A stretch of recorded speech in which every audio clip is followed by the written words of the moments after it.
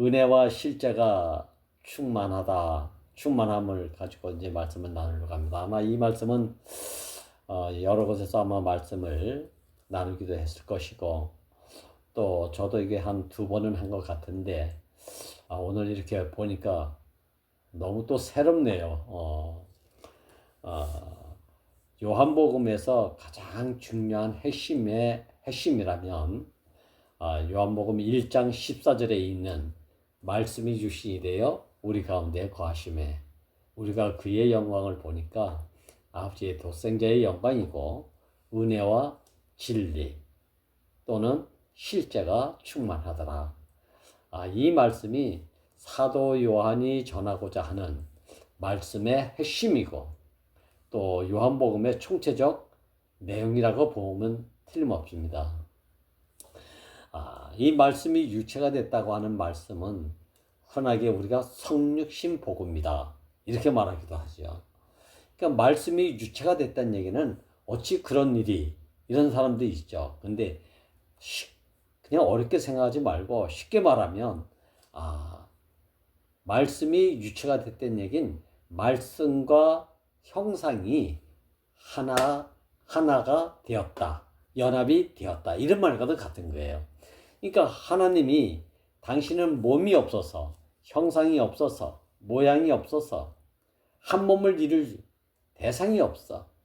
한 몸이 될 대상이 없다는 얘기는 당신 스스로 표현하고 나타날 자리가 없어.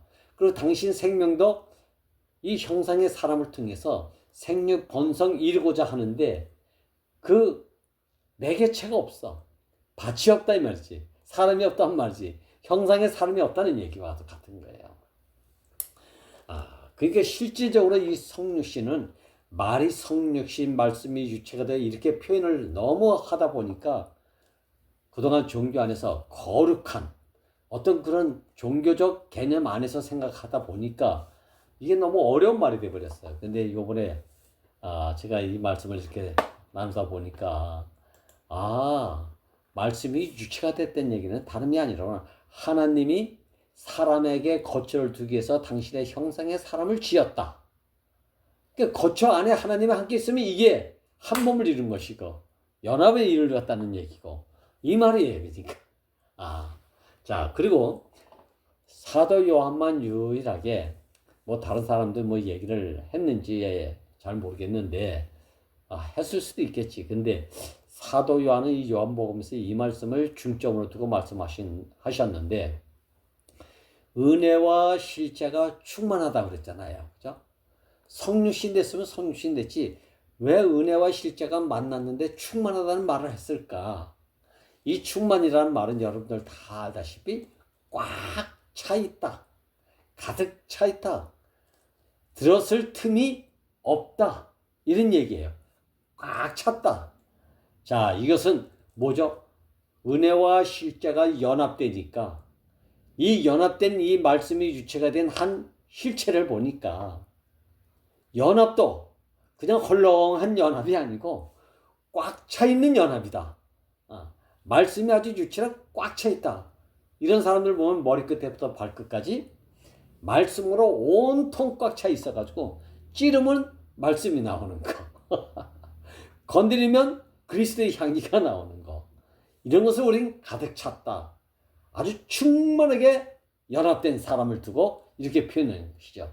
이것을 우리는 하나 된 상태를, 가장 성숙한 연합의 상태를 하나됨이라고 하고, 우리는 말씀이 유체가 됐다, 충만하다, 이렇게 표현한다는 것이죠.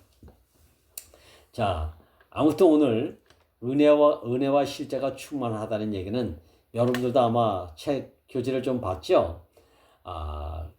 사실 은혜라는 얘기는 땅으로부터 솟아난 것이 은혜가 아니에요.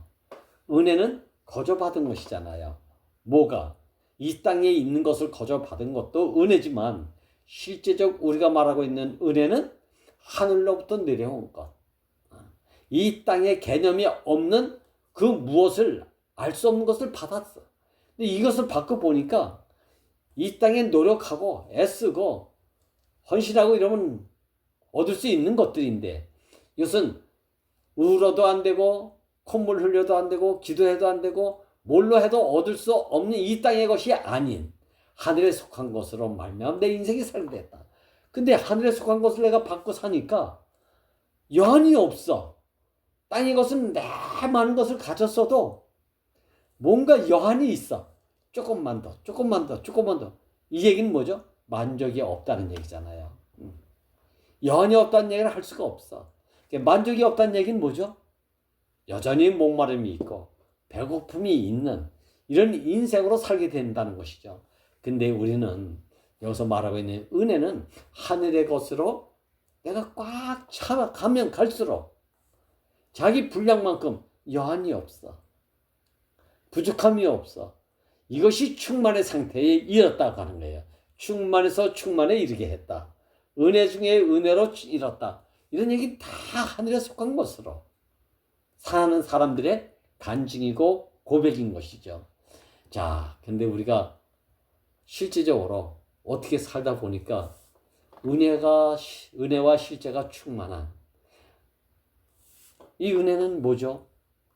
하나님의 생명의 말씀을 먹고 산 것밖에 없는데 어느 사이에 세상 음식은 먹어도 배고프고 마셔도 목마름이었는데 이거는 알아듣기만 하면 먹기만 하면 난 이제 죽어도 여한이 없어. 하여튼 뭐 어제 온 사람이나 지금 온 사람이나 뭐 방금 온 사람이나 하여튼 이 간증은 묘하게 한단 말이야. 이게 다 몰라 하면서도 이 말씀에 대한 맛을 딱 보면 너무 기뻐가지고 얼굴이 환해지는 것을 우리가 보잖아요. 참 귀한 경험을 합니다. 근데 오늘 이 말씀은 은혜와 실제가 충만하다는 이 말씀은 오늘 사도 요한이 우리에게 꼭 알려주고 싶은 그 은혜는 무엇이냐? 하늘로부터 온 것이다. 근데 구약에서 하늘로부터 온 것이 얼마나 많습니까? 그죠? 많은 사람들이 그걸 먹고도 여한이 없다는 얘기를 구약에서는 조금처럼 들어보기 힘들었잖아요. 자, 이것을 두고 뭐라 그랬어요? 하나님이 그렇게 줬는데도 또 이걸 그렇게 지키라고 했는데도 여러 선지자들을 통해서 많은 것을 말씀하셨는데도 하나님이 만족이 안 됐대. 안식이 안 됐대. 자, 이 얘기는 뭐죠? 히브리서 기자가 이 말을 유일하게 했잖아요. 옛적에 많은 선지자들로 하여금 하나님의 말씀을 전해줬지만 이것이 만족이 안 되니까 마지막 날 아들로 말씀하셨다. 그러니까 아들은 어떤 아들이었나 여기서 보니까 말씀으로만 꽉 차 있는 사람이 아들이라는 것을 볼 수가 있죠. 그러니까 이제는 우린 예수만 아들이라고 생각하면 안 돼요. 누구든지 하나님으로 말미암아 이로부터 온 이 생명의 말씀을 먹고 마심으로 인해서 머리 끝에서부터 발끝까지 꽉 차 있으면 누구든지 하나님 아들이라 일컬음을 받는다. 이게 히브리서 기자의 중심 내용에 나는 한 번도 능력이 있어도 소유가 많아도 배고프지 않아도 물 마시지 않아도 죽지도 않아도 이런 천사를 두고 내가 아들이라고 한 적 없다. 이 유한한 인생, 티끌로 지어진 인생, 마물의 찢기와 같은 이 인생, 이 재료로 하나님의 형상과 모양으로 빚은 사람, 이 사람을 두고 하나님이 아들이라고 했다. 내 후사라 했다. 자, 이렇게 말씀하시는 이 상태는 어떤 상태인가? 야, 하나님과 하나님이 함께 할 수 있는 사람의 만남이 어떤 만남인가? 은혜와 실제가 충만하다. 이걸 그대로 보여주고 있어요. 그래서 은혜는 조금 전에 말씀한 것처럼 하늘로부터 내려온 생명의 말씀이 은혜 중에 은혜란 말이에요.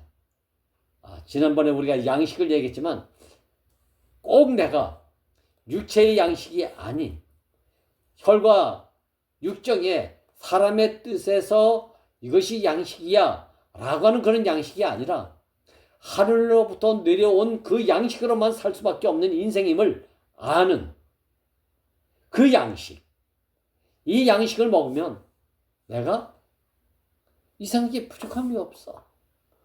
부족함이 없을 뿐만 아니라 여기서 무엇을 더 갈증을 일으키는 욕망도 사라져.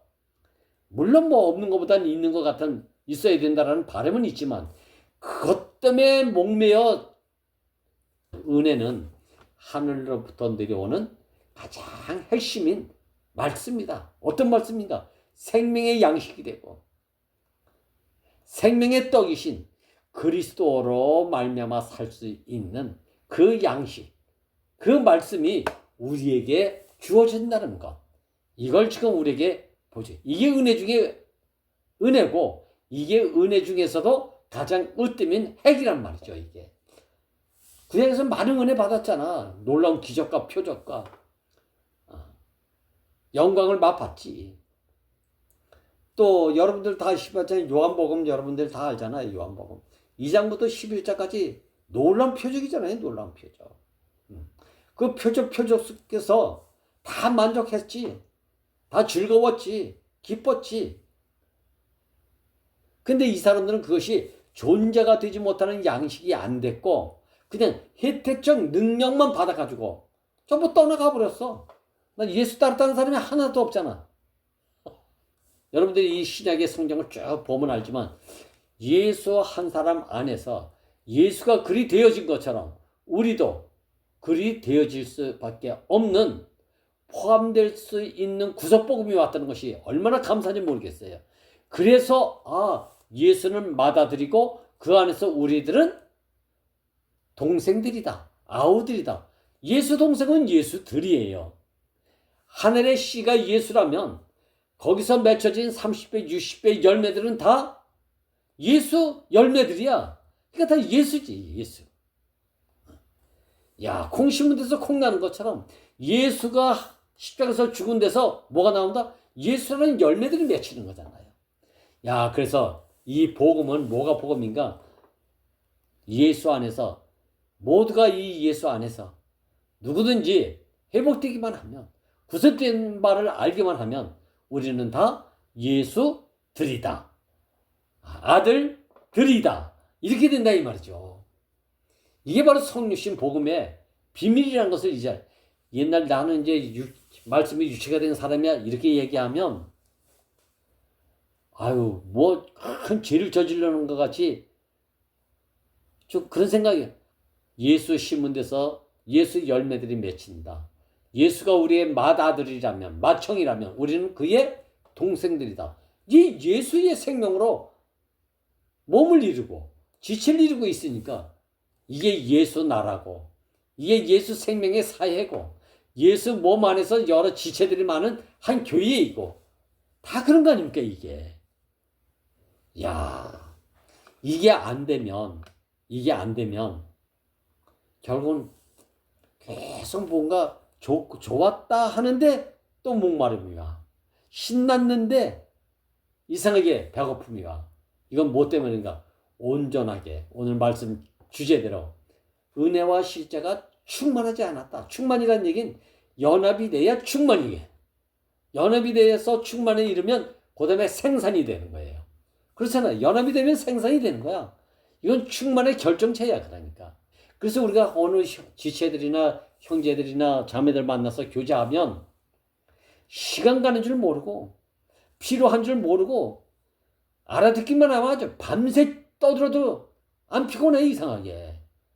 이걸 우리는 아이고 충만함을 감당치 못해 이 얘기나 은혜와 실제가 충만하니까 내가 감당치 어렵습니다.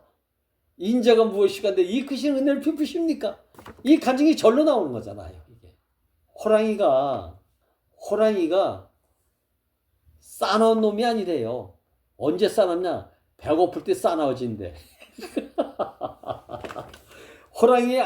천하에 없는 호랑이도 배가 부르면 절대 싸납지 않답니다. 배가 부르면 사슴 새끼, 토끼 새끼, 양 새끼가 와서 툭 건들고 가도 잠만 눈만 껌뻑껌뻑하고 그냥 잠만 잔대요. 근데 배고프 와요. 충만은 있어서 모든 것이 있는 줄 알고 사는 인생. 이게 충만 아니겠습니까? 그래서 있어서 있는 것을 좋게해서 부족함 없이 사는 인생.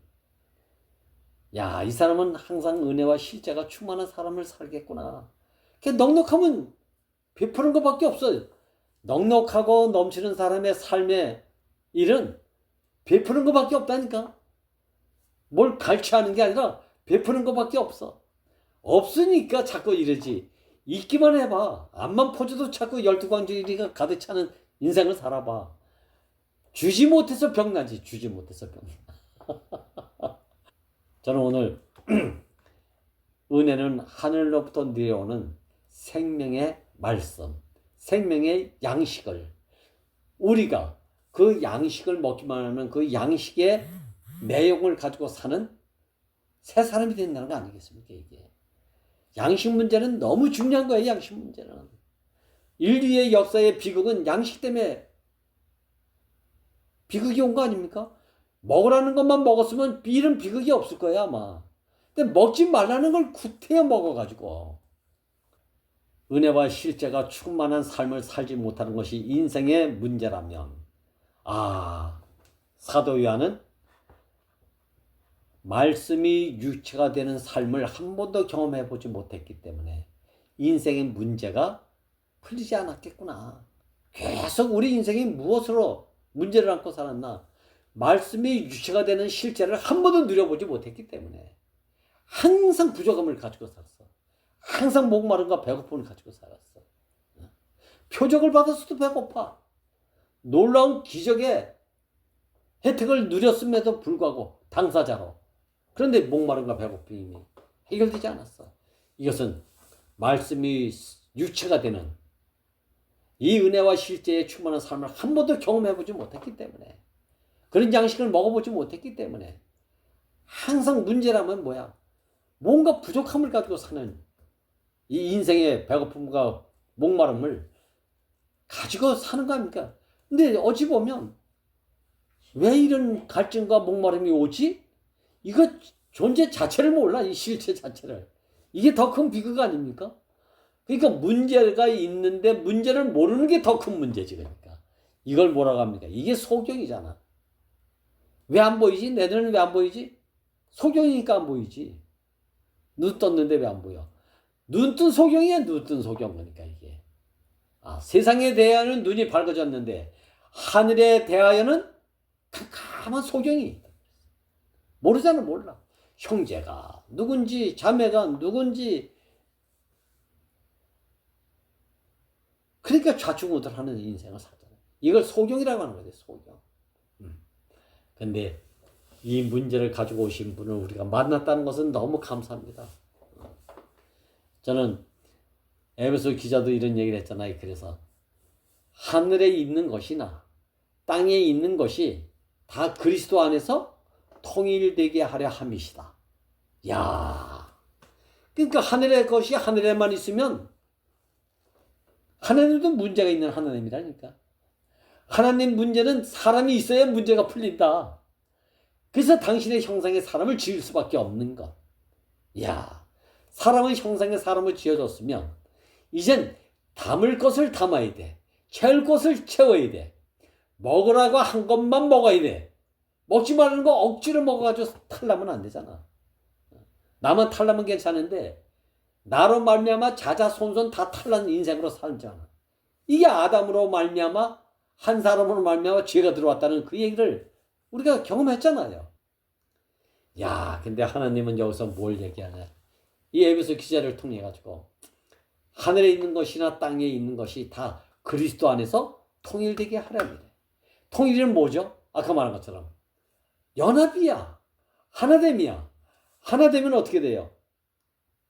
하나님이 표현될 수밖에 없는 것. 그래서 그리스도 안에서 하나 되게 하래. 그리스도 안에서 통일되게 하라며. 말씀이 유체가 된 사람은 누군가? 바로 그리스도인이 되는 거예요. 이게 그리스도는 기름 부음이야. 그런데 누가 기름 받나? 하나님이 당신의 형상의 사람에게 기름을 부어주면 뭐가 된다? 임마누엘이 되고, 이것을 갖다 우리 그리스도인이라고 하는 얘기죠. 이야, 이게 얼마나, 그리스도인은 누구냐? 말씀이 유체가 된 사람. 기름으로 철철 넘쳐서 항상 구수한 냄새가 나는 것. 이걸 뭐라 하지? 너희는 세상에 나가서 그리스도의 향기로 살아라. 향기가 되라는 게 아니야. 향기가 돼서 살라는 얘기예요. 참기름 집에 가봐. 참기름 냄새가 진동하잖아. 연합돼야 돼. 뭐가? 말씀이 유체가 된 사람. 하늘의 것과 땅의 것이 연합된 사람. 이거는 쉽게 말하면 뭐죠? 영의 하나님이, 생명의 하나님이 흙으로 빚어진 형상의 사람과 하나가 됐다. 이게 임마누엘이잖아. 임마누엘. 은혜는 위로부터 온 것이 은혜잖아요. 세상으로부터 온 것이 은혜가 아니고 그건 혜택이지. 혜택. 혜택을 은혜하고 착각하지 마시기 바랍니다. 하늘로부터 온 것은 은혜고 땅으로부터 이 세상으로부터 주어지는 것은 혜택을 받고 사는 것이지. 물론 이것도 혜택도 은혜는 은혜야. 근데 이 혜택의 은혜는 썩어질 것이지만 위로부터 온 것은 영원히 썩지 아니할 이 양식을 먹게 되면 영생에 이른다는 거 아닙니까? 그래서 영생은 보내신 자와 보냄받은 자 아들 예수 그리스도를 아는 것이 영생이다. 이게 위로부터 온 사람으로 이것만 가지고 나누고 사는 사람이 바로 영생이라는 거 아닙니까? 이게 썩어질 것을 받았다는 얘기가 아니야. 썩어질 것을 보냄을 받았다는 얘기가 아니야. 이게. 이야, 저는 오늘 다시 한번 충만은 연합에서 주어진 표현이라구나. 매번 들은 얘기지만 근본으로 돌아가야 된다. 근본으로 돌아가야 된다. 근원으로 돌아가야 된다. 이 얘기는 말씀이 당겨질 수밖에 없는 형상의 사람의 자리에 돌아가면 반드시 여기는 은혜와 실제가 충만한 상태에 이르는 것은 당연합니다.